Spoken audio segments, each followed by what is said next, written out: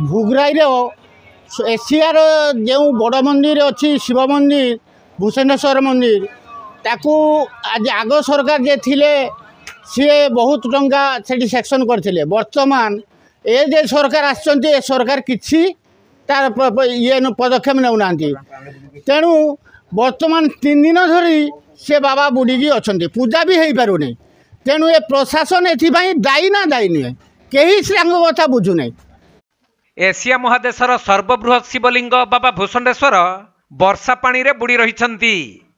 तेबे बालेश्वर जिला भोगराई ब्लॉक कुंभारगढ़ी ठारे बाबा भूषणेश्वर शिवलिंग अवस्थित जो सर्वबृहत शिवलिंग को देखिबा पई देश विदेशरू प्रत्येक दिन शताधिक पर्यटक माने आसी थांती।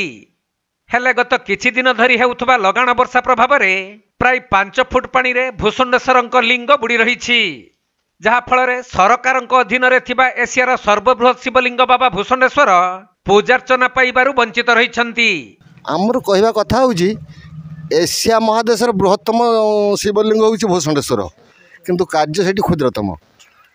प्रथम जिते से कार्य आरंभ है से कार्तिकेश्वर पात्र पूर्वतन एमएलए तांकरी काम प्रचेषा किसी कम होता एबे बर्तमान जी दायित्व था तो जहाँ करूँ शिव मंदिर भितर शिवलिंग बर्तमान बुड़ी अच्छा चारिआडे चहल पड़ी जे शिव 3 दिन धरी पूजा पाऊना पूजा करिबो किए करेबो किए तार रक्षणाबेक्षण दायित्व कहार एक प्रशासन नेले टी सुविधा होता जनसाधारण टी खुशी होता।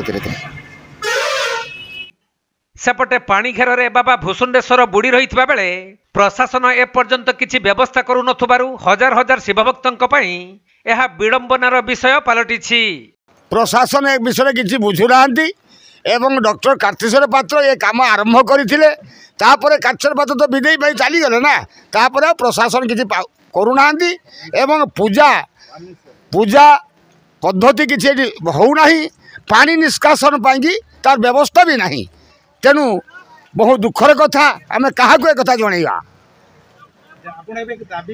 दाबी करुचे आम प्रशासन पाखरे तुरंत जल निष्कासन हो बाबा भूषणेश्वर मंदिर निर्माण हो एवं पूजा अर्चना पूर्व भाई चालू।